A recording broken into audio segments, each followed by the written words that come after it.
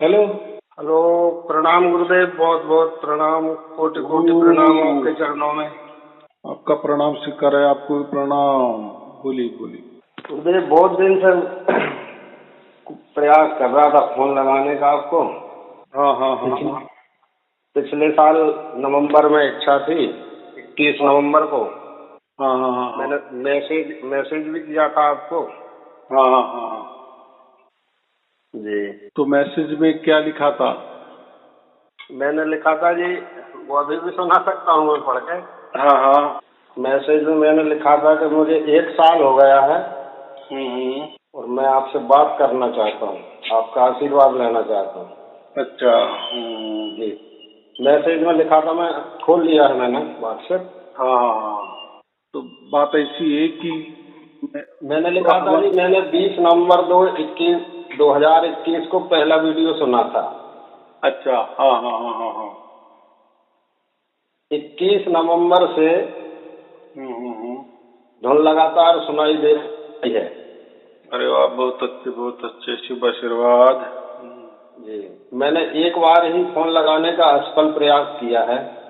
हाँ हाँ हाँ हाँ जी, फोन लगाया था आपको तो फोन अटेंड नहीं हो पाया उधर से। हाँ हाँ हाँ हाँ। और 1 वर्ष पूर्ण होने पर 21 नवंबर को ही मैं आपसे बात करना चाहता हूँ, ये इच्छा थी मेरी। अच्छा। जी तो बात ऐसी है कि जी ये फोन जो होता है ना, एक नंबर हमारे टीम के पास होता है। तो आजकल जी आजकल तो बहुत सारी तकनीक होती है ना, एक ही नंबर दो इसमें जाते हैं, देख सकते हैं। तो जब हमको जो भी कोई नए लोग हैं या जुड़ना जी चाहते हैं, तो वो कितने दिन से जुड़े हैं, उन्होंने क्या क्या किया है, वो क्या क्या बताते हैं, फिर उसके ऊपर यार ऐसा समझो कि हम यही चाहते हैं कि आप एक दो चार वीडियो देखकर प्रभावित होकर संपर्क जी मत करें। बराबर। जी क्योंकि देखो, ये मामला बहुत जटिल है परमात्मा के जी बारे में। क्योंकि हम जैसे पैदा हुए और जैसे हम समझदार होने लगे या जी परमात्मा की खोजबीन में लगे, तो परमात्मा तो सभी कहते हैं कि हमारे पास है, हमारे पास है, हमारे पास है। हर धर्म यही कहते हैं ना, पंथ यही कहते हैं ना। जी आजकल तो लोग भी कहने लगे जी। माने कि परमात्मा की दुकानें खोल रखी है सबने। मैंने तो गुरुदेव 1 साल सुना कंटिन्यू। हाँ, तो बहुत अच्छे। तो ये कैसा है मगर जब मेरी मेरी मेरी मैं सुन रहा था, बराबर सुन रहा था। हम्म। और सुनते सुनते मैं सब समझ भी रहा था। और मेरी इच्छा ये जागृत हुई अंदर से कि मैं 1 साल पूर्ण हो जाएगा हाँ हाँ हाँ तो मैं 1 साल होने पे ही बात करूंगा। तो मुझे मैसेज ये मिला कि ठहरो, आपको टाइम मिलेगा। हाँ, वो हमारी टीम ने तो लिखा होगा कि जी टाइम दे जी, तो दे। मैंने मैंने फिर मर्यादा का उल्लंघन नहीं किया। हाँ, एकदम बात बराबर, ऐसा ही होना चाहिए। थोड़ा सा जी कैसा है, हमको भी अंदाजा आना चाहिए ना।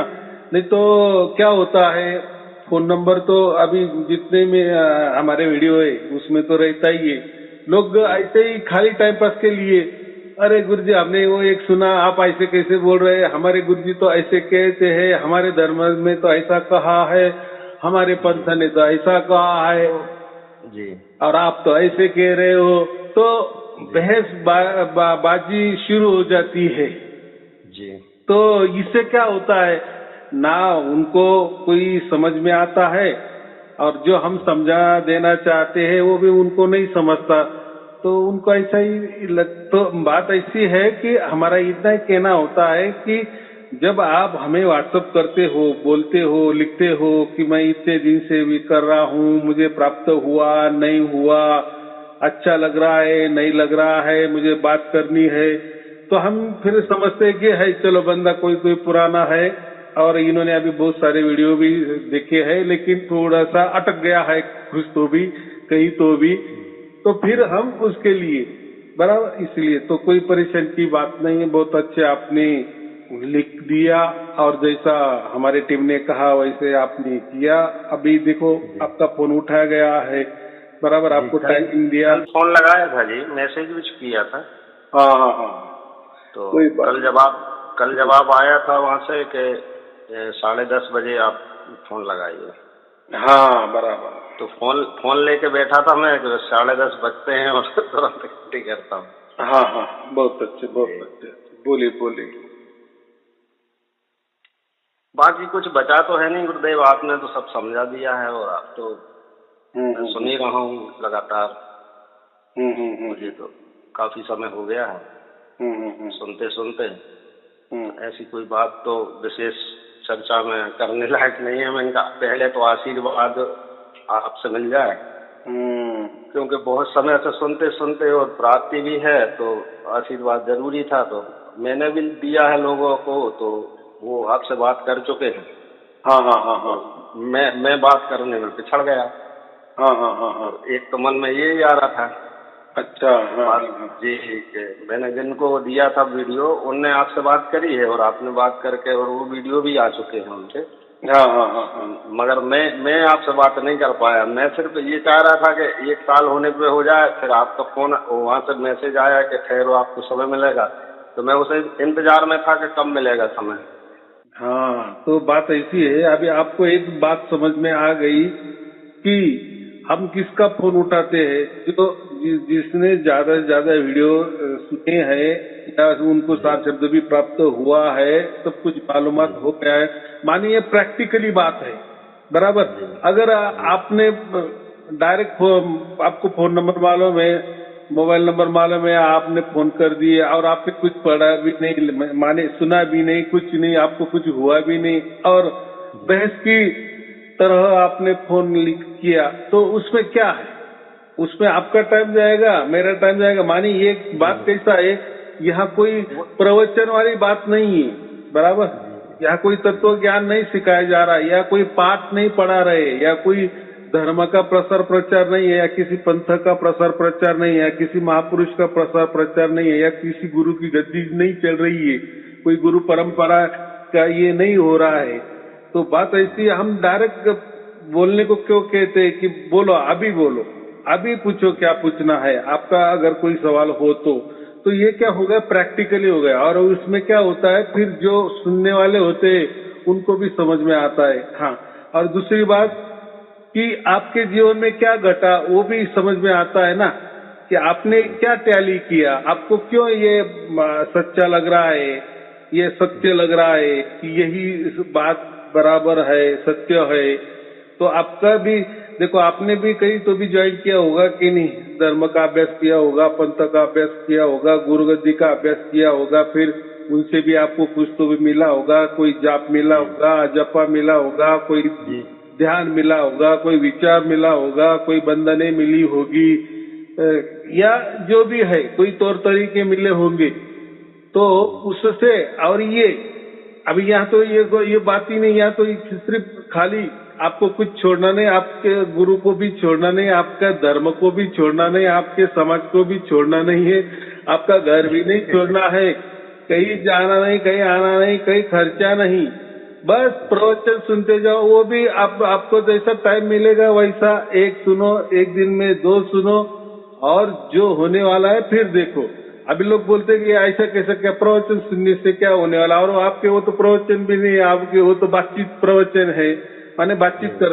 तो ये बातचीत माने क्या, ये प्रैक्टिकली है। आगे वाले बंदा माने आप जैसे आप हो, तो आपका कुछ तो भी अनुभव हुआ है और आप बोल रहे हो बराबर, माने आपकी ट्रेनिंग पूरी हो गई है। तो इसलिए मैं क्या कहता हूँ, ये कोई शिष्य बनाने वाली फैक्ट्री नहीं है। बाकी गुरुओं जैसी वो शिष्य ही बनाते हैं बराबर, करोड़ों करोड़ों शिष्य बनाते जा रहे, पीढ़ी दर पीढ़ी बनाते जा रहे, लेकिन किसको क्या मिला बराबर। और मेरा कैसा है, अलग स्टाइल समझो, क्या समझना समझो, लेकिन मैं संत बनाता हूँ बराबर। और अगर जिसको संत बनाना है वही वीडियो सुनेगा बराबर, या उसको ही परमात्मा समझ में आ जाएगा, या परमात्मा क्या होता है। परमात्मा कोई आपको शिष्य नहीं बनाता, परमात्मा आपको संत बनाता है। संत की क्या वैल्यू होती है, ये तो आपको भी मालूम है ना। दुनिया में संत क्या काम करते हैं, लोगों को वही सत्य का रास्ता दिखाते हैं ना बराबर, उनका जीवन का वो अच्छा ही करते हैं ना, इसलिए तो वो संत है। और अभी ऐसे भी लोग कहते हैं आप तो हमें संत बना रहे हैं, लेकिन आप कोई सर्टिफिकेट थोड़ी देने वाले, वो सर्टिफिकेट भी मिलेगा, बराबर। सर्टिफिकेट कैसे मिलता है? सर्टिफिकेट भी मिलेगा, सब कुछ मिलेगा, लेकिन उसके लायक आप होने चाहिए ना। कभी तो कभी मेरे से बातचीत तो करनी चाहिए ना, या कभी ना कभी आप 20-30 मिनट का कोई वीडियो, आप आपका जो भी नॉलेज है, आपका जो भी अनुभव है, उसका वीडियो तो भेजना चाहिए ना, तो भी हमको समझ में आ जाएगा ना। या कोई आप कितने सेवादार हो, क्या क्या किया है, कितने कितने लोगों के लिए क्या है। जैसा आपने अभी कहा कि मैंने बहुत सारे लोगों को बता दिए, उनको प्राप्त हो गए, उन्होंने तो आपसे बातचीत भी की, लेकिन मैंने बताने वाला मैं पीछे रह गया। और देखो, मैं बातचीत नहीं कर पाया हूँ आपसे भाई। हाँ, माने आपने, मेरे मन में आती थी बात कि वो लोग बात कर चुके हैं, मैं आपसे बात नहीं कर पाया। हाँ तो ठीक मैंने है ना। कोशिश की है, मगर मैंने कहा कि चलो दूसरे लोग यदि बात करते हैं और समय जाया नहीं होता हमारा, तो वो ज्यादा बेहतर है, मैं समझ रहा था। हाँ, तो इससे आपको क्या समझ, ऐसी कोई चीज दिमाग में, कोई प्रश्न ऐसा था भी नहीं विशेषकर। अभी तक जितने वीडियो गुरुदेव मैंने सुने हैं, तो सारे जितने भी सुने हैं, कोई गैप भी हो गया है कभी मान लो तो कोई चीज नहीं। बाकी एक चीज से ही संबंधित वीडियो नहीं मिला मुझे, या किसी ने वो प्रश्न नहीं किया है।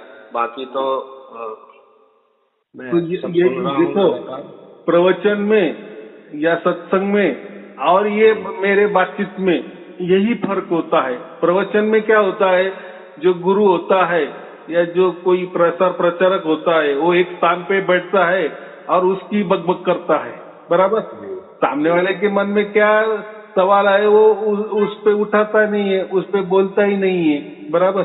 और हो भी सकता है ना, कोई लोग दबाव में भी आते हैं, अरे यार मैं कोई सवाल कर दूं, आजू बाजू वाले लोग हंस जाएंगे, या मुझे ऐसा कहेंगे या ऐसा मानेंगे, अरे इसको कोई अकल नहीं है, ये इतने दिन से गुरु के पास आ रहा है, गुरु दरबार में आ रहा है और कोई भी सवाल उठा रहा है, तो इसी वजह से। लेकिन अभी ये मेरा प्रोसेस अलग है।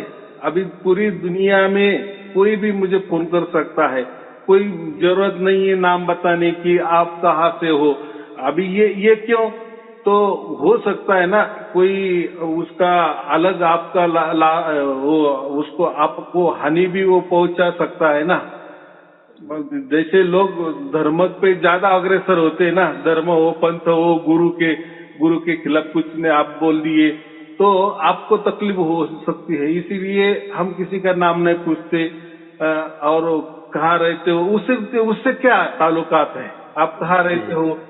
मैं महत्वपूर्ण बात यही है ना, आपको वो जो चीज है, वो जिसके लिए आपने मनुष्य जन्म लिया है, वो चीज आपको मिली है क्या, और वो जो भी मिली है तो वो सत्य है क्या, इसकी छानबीन करनी है। और उसकी छानबीन तो बहुत सहज है, क्योंकि इसके पीछे पहले आपने बहुत सारे धर्म का अभ्यास किया, पंथ का अभ्यास किया, गुरु गद्दी का अभ्यास किया, या किसी में गए, संस्था ज्वाइन किया, और वो फिर वो क्या क्या देते थे, और आपने भी वो आपके ऊपर एक्सपेरिमेंट किया, लेकिन उससे क्या मिला। और ये मेरे प्रवचन, ये बातचीत वाले प्रवचन सुन के क्या मिला, ये फर्क। सब सवालों के जवाब मिल जाते हैं सने सने, धीरे धीरे सुनते जाते हैं तो। बाकी एक सवाल जरूर ऐसा समझ में आ रहा था कि वो किसी ने पूछा नहीं है, वो सुनने में नहीं आया, हालांकि उसका उत्तर मुझे वीडियो में मिल गया है। वो डायरेक्ट मैंने सवाल नहीं किया आपसे, मगर वो मेरे मन में जो सवाल था उसका उत्तर मिल गया है। हाँ, उत्तर भी मिल जाता है। देखो, ये ऐसा समझो कि अपना सार शब्द जब प्राप्त हो जाता है ना, तो सार शब्द माने ये पूरी दुनिया में जो रिद्धि सिद्धि होती है ना, इसका भी बाप है। आप जो मंत्र तंत्र बोलते हैं ना, जो भी कितना ही महान मंत्र हो, कितना ही बड़ा मंत्र हो, इसका बाप ये है, ये सार शब्द है। ये माने जो भी आप बोलेंगे, देवी देवता के ऊपर भी है, भगवान के ऊपर भी सार शब्द है, ईश्वर के ऊपर भी सार शब्द है, बराबर। सार शब्द माने ही परमात्मा होता है, और परमात्मा के ऊपर कोई भी नहीं होता, बराबर। और सब कुछ परमात्मा के अंडर हुकुम में है, बराबर। हम हो, तुम हो, कोई भी हो, बोलते हैं ना, वो तो सर्वव्यापी है, कण कण में है। जैसा एक सूरज सब प्रकाश देता है, अभी उसके प्रकाश के अंदर उसकी जो जहां जहां भी किरणें हो जाती है, तो इसका मतलब क्या होता है, सूरज ने उसको व्याप्त किया ना। हमारे पृथ्वी पर भी सूरज की किरणें आती है, माने सूरज ने पृथ्वी को व्याप्त किया है ना।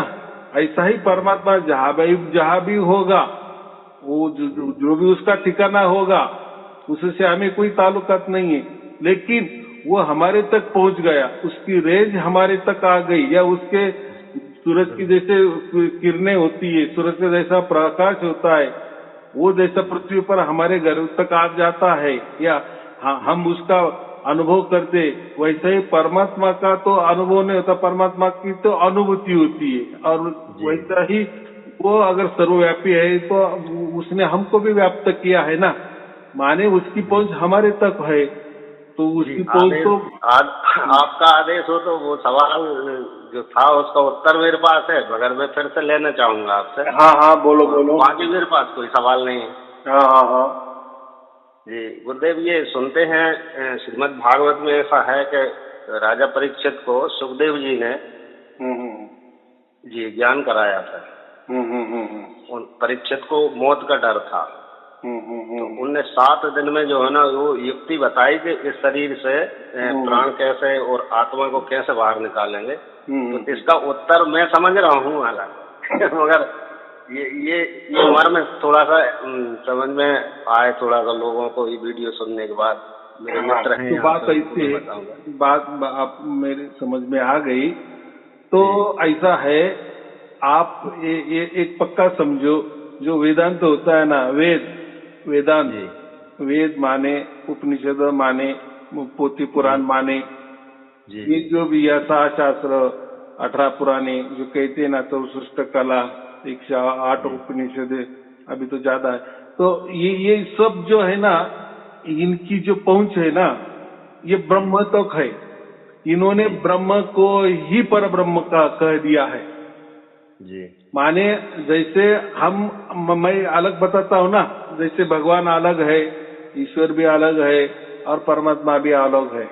परमात्मा और पर ब्रह्म एक ही बात है। परमात्मा, पर ब्रह्म और परमेश्वर बात एक ही है। पार ब्रह्म बात एक ही है, बराबर। जहाँ पर लगाया है ना, जैसे परमात्मा परमात्मा बराबर, ब्रह्म परम ब्रह्म म्हणजे वही पर ब्रह्म या पार ब्रह्म, मैं सुना भी है मैंने। हाँ, और ईश्वर लेकिन परमेश्वर, तो उसको ही परमेश्वर का कहते हैं। तो वो बात अलग है। और ये जो हमारा जो वेदांत है, तो वेदांत में ज्यादा से ज्यादा सबकी पहुंच ब्रह्म तक ही है। ब्रह्म माने ओम। देखो अभी ओम जो है ना, ओम में क्या अ उ म, अकार उकार मकार बराबर, और एक अर्ध मात्रा है। तो हम आकार को क्या कहते हैं, ब्रह्मा कहते हैं, उकार को विष्णु कहते, मकार को महेश कहते हैं, और अर्ध मात्रा को हम माया कहते हैं, और जो लास्ट में जो बिंदी है ना, उसको बिंदी कहते हैं, बराबर, बिंदु कहते हैं। तो ये जो है ना, तो लेकिन अभी बहुत सारे लोग वो बिंदी को क्या बताते हैं, वो नाद बताते हैं, माने वो शब्द बताते, तो वो नहीं है। अ उ म आकार मकार उकार, और ये जो अर्ध चंद्र अर्ध मात्रा उसको बोलते हैं, और बिंदी, ये इसका हो जाता है ओम। सत्व रज तम ब्रह्मा विष्णु महेश वगैरह वगैरह वगैरह वगैरह, बराबर। ये सब प्राकृतिक मामला है, बराबर। माने ये जो अनंत ब्रह्मांड है ना, इसको ही ओम कहा गया है, बराबर। तो ये अनंत ब्रह्मांड जो चलाने वाला है ना, जैसा हमारा शरीर चलाने वाला आत्मा होता है, वैसा ये अनंत ब्रह्मांड कायनात चलाने वाला ब्रह्मांडी आत्मा कहते हैं, बराबर। उसको ही ब्रह्म कहते हैं, और उसको ही पर ब्रह्म भी वो कहते हैं। माने उनके वेदांत के अनुसार ब्रह्म और पर ब्रह्म एक ही है, अलग नहीं है, बराबर। लेकिन हमारे हिसाब से, माने कबीर साहब के हिसाब से हम अलग समझते हैं, बराबर। ब्रह्म अलग है पर ब्रह्म अलग है। जैसा हम आत्मा अलग के समझते हैं और परमात्मा अलग समझते हैं। अलग समझ। तो ये हर धर्म का अलग अलग विचार है, बराबर। अभी वो कोई गलत है ऐसा नहीं है। अभी मैं क्यों कहता हूँ गलत क्यों नहीं है, तो देखो इसके बाद में माने इनकी सोच, वेदों की सोच इतनी है कि अभी ये तो पूरे ब्रह्मांड निर्माण हुए है ना, उसका जो भी कोई निर्माता हो गया, उनसे हमें कोई लेना देना नहीं है, बराबर। हम मानते हैं कि ये जो पूरे ब्रह्मांड है, अनंत ब्रह्मांड है, इसका जो बॉस है, निर्माता जो कहते हैं, वो परमात्मा है। लेकिन यहाँ इन्होंने क्या कर दिए कि वो जो कोई होगा परमात्मा वो हमें नहीं मालूम और उनसे हमें जाना भी नहीं है। वो कौन है, क्या करता है, उसका क्या कानून है, कायदा है, वहां कैसे जा सकता है, या वो यहाँ आ सकता है कि हम वहां जा सकते हैं, वो कोई लेना देना नहीं है। उन्होंने सिर्फ क्या कह दिए कि आकार उकार मकार अर्धमात्र और बिंदी, माने ये जो अनंत ब्रह्मांड जो है इससे ही हमें लेना देना है ना। मनुष्य का भला इसमें ही होने वाला है ना, इसमें ही मनुष्य रहते हैं ना।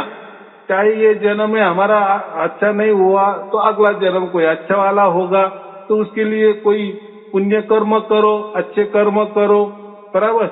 माने कर्म कांड को ज्यादा उन्होंने ये दिया है, कर्म कांड। आया समझ में? जैसे हर कोई धर्म ग्रंथ के पीछे लगता है ना, जो छोटी छोटी पुराने होती है, किताबें होती है, धार्मिक किताबें होती है, कोई स्तोत्र होते हैं, कोई मंत्र होते हैं, तो कोई उपनिषद होते, तो उसके पीछे क्या लगाया होता है, ये तो पढ़ने से आपको नौकरी मिल जाएगी, आपकी छोकरी की शादी भी हो जाएगी और मोक्ष भी मिल जाएगा। देखो इन्होंने मोक्ष भी ऐसा बोल दिए कि जैसे नौकरी और मोक्ष एक ही बात है। जैसी छोकरी की शादी हो गई, वो जितना सहज काम है वैसा मोक्ष भी एक सहज में मिल जाता है, ऐसा कह दिए है, बराबर।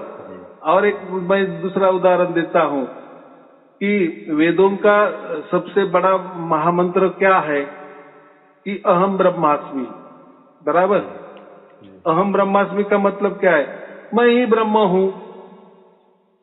तो अहम ब्रह्मास्मि के आगे कोई जाता नहीं, माने अहम ब्रह्मास्मि माने मैं ही परमात्मा हूँ, मैं ही आत्मा हूँ, मैं ही सब कुछ हूँ, माने ब्रह्म ही सब कुछ है। अभी मैं उसके डिटेल में नहीं जाता, वो अगर मैंने तत्व ज्ञान वाली भाषा बोल दी तो आपको कुछ समझ में नहीं आएगा, बराबर। तो वो जाने दो, समझने के लिए तो ये जो आपने कह दिए कि भागवत में वो जो कथा है, तो वो ब्रह्म प्राप्ति की ही कथा है। अगर आपने ब्रह्म प्राप्ति कर ली, माने आपने अहम ब्रह्मास्मि का साक्षात्कार कर लिए, तो आप यम पाश से, जो यम का पाश है माने मृत्यु है, वो आपको नहीं होगा। माने आपको ये समझ में आ जाएगा कि ये जो मरने वाला है, या वो राजा को जो भी बताया गया है कि इससे आपका मृत्यु होने वाला है, यहाँ से होने वाला है, वहां से होने वाला है, तो उसने तो वो बहुत सारा इंतजाम भी किया था ना कि मृत्यु ये अगर ऊपर से आया तो ये करो, नीचे से आया तो ये करो, माने जो भी उन्होंने ये किया है। तो महत्वपूर्ण बात ये है कि जब वो पूरा की पूरा भागवत हो गया तो उसका फल क्या बताया गया है कि अभी मोक्ष आपको मिल जाएगा। माने अभी मृत्यु का आपका जो डर है वो नष्ट हो गया। कैसा नष्ट हो गया? तो आपको ये समझ में आ गया कि ब्रह्म ही सत्य और ये जगत मिथ्या है। माने कि ये जो ब्रह्म है, ये इसको आपने जान लिए। ब्रह्म भी क्या है? तो अहम ब्रह्मास्मि, ब्रह्म ही मैं हूँ।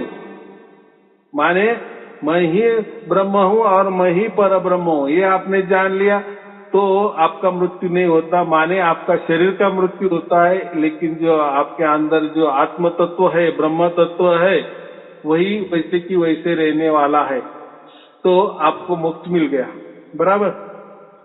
तो बात ऐसी है, इसीलिए वो भागवत कथा हो गई और जो राजा बच गए, जो हम कहते हैं उसको मोक्ष मिल गया। तो ये मोक्ष माने ब्रह्मांडी आत्मा ने ही मोक्ष दे दिया, बराबर। लेकिन मैंने क्या कहा शुरुआती में कि अकार उकार मकार, अकार माने निर्माण, उकार माने पालन।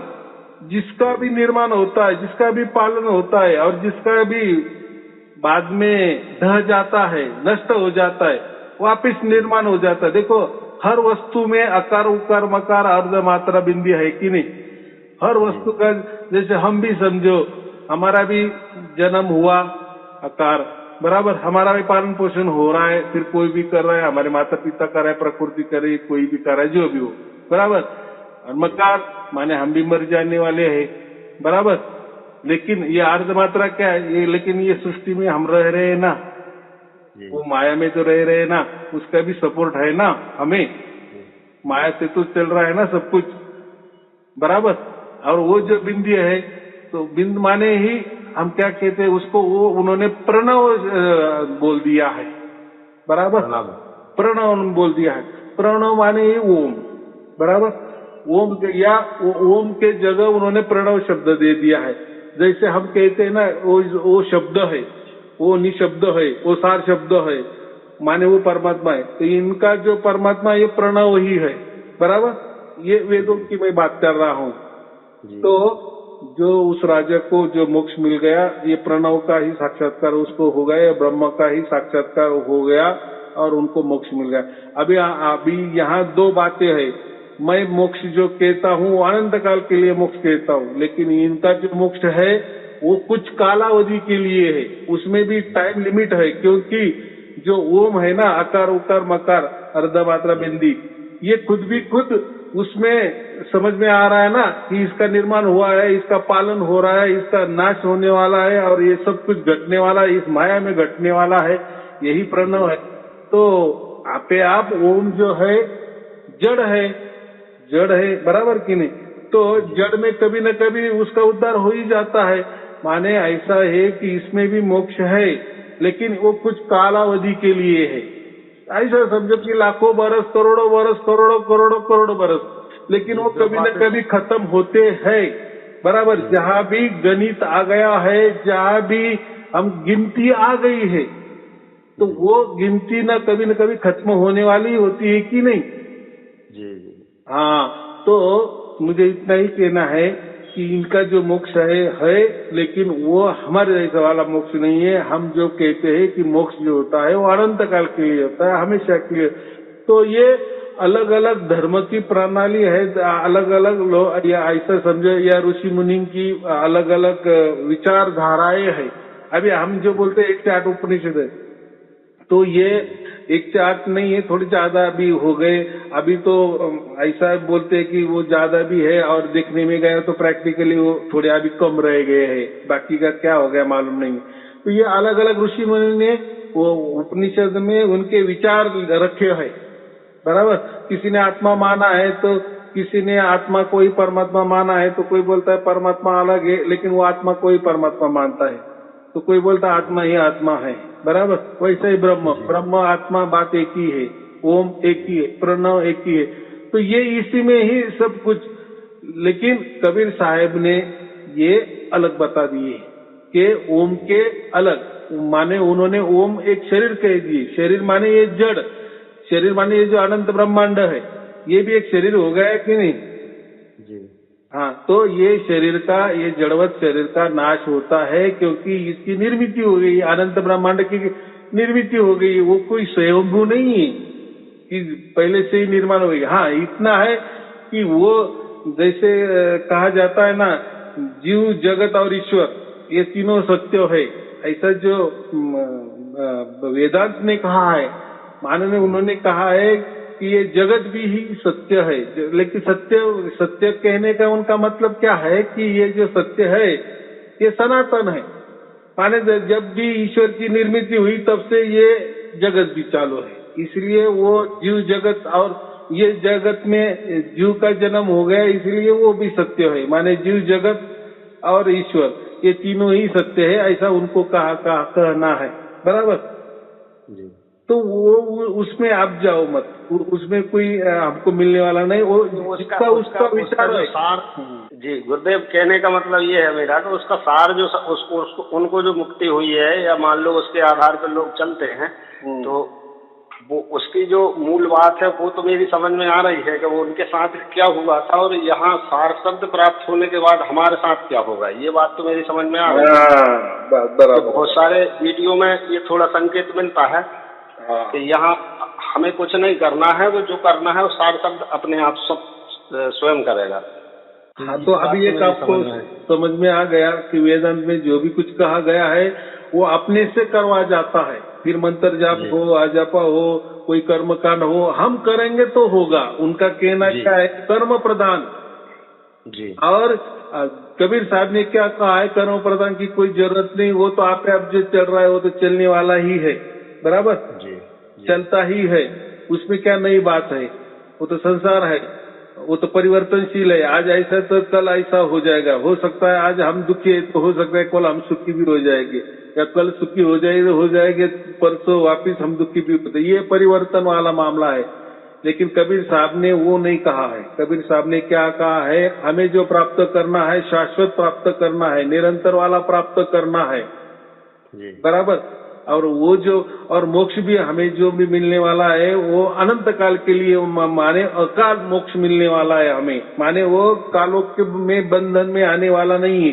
काल के दायरे में, समय के अंदर में, समय सीमा में आने वाला मोक्ष हमें नहीं चाहिए। तो हमें जो मोक्ष मिलने वाला है वो असमय माने अकाल वाला मिलने वाला है। उसका कोई कालावधि नष्ट होने वाला नहीं है, बराबर जी। तो ये दोनों में फर्क है। तो अभी आपको एक समझ में आ गया, भागवत में जो मोक्ष की बातें की है, या जो वो राजा को जो भी मोक्ष मिला है, जी वो तो पहले ही आ गया था, मगर मुझे चर्चा करना था। बहुत अच्छी बात है। तो ये समझना चाहिए। और ये कैसा है, धीरे धीरे अभी क्या होता है, बहुत लोगों को बहुत सारी बातें जचती नहीं है, यार मन नहीं करता, आपने बोल दिए मन नहीं करता, ये ऐसा क्यों?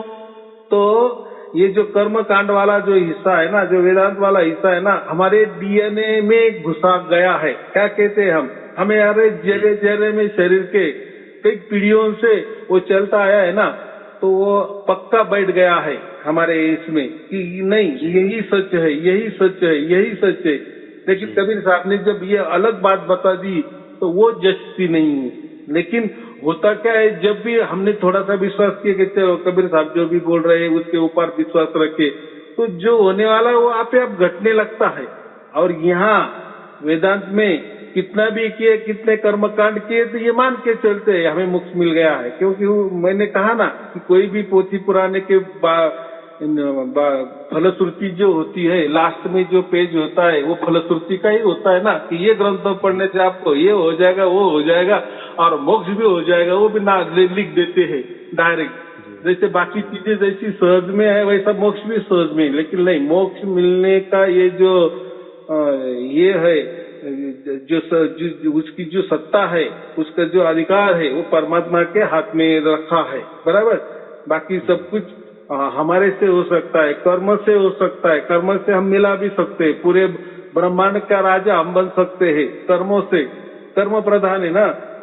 लेकिन परमात्मा को हम हमारे से या किसी भी तौर तरीके से नहीं ये कर सकते, बराबर। तो मोक्ष का अधिकार परमात्मा का है, और वो अधिकार उसके स्वयं से, इच्छा से, उसके हुक्म से समझो, उसके मर्जी से ही हमें मिल सकता है, अन्यथा कोई अलग मार्ग नहीं है। और इन्होंने क्या कर दिए है, कोई परमात्मा परमात्मा नहीं होता, सब कुछ हमारे हाथ में है। हम जैसे कर्म करेंगे, यज्ञ याग करेंगे, जब तप करेंगे, तपस्या करेंगे, तो ईश्वर भी हम प्रकट कर सकते हैं और मोक्ष भी मिला सकते हैं, बराबर, या हमें मोक्ष भी मिल सकता है। लेकिन इनका जो मोक्ष है बराबर है, लेकिन वो टेम्पररी है, समझो, काल के दायरे में वाला मोक्ष है। और हमारा जो मोक्ष है, कबीर साहब ने जो भी बताया है, वो अकाल में आता है।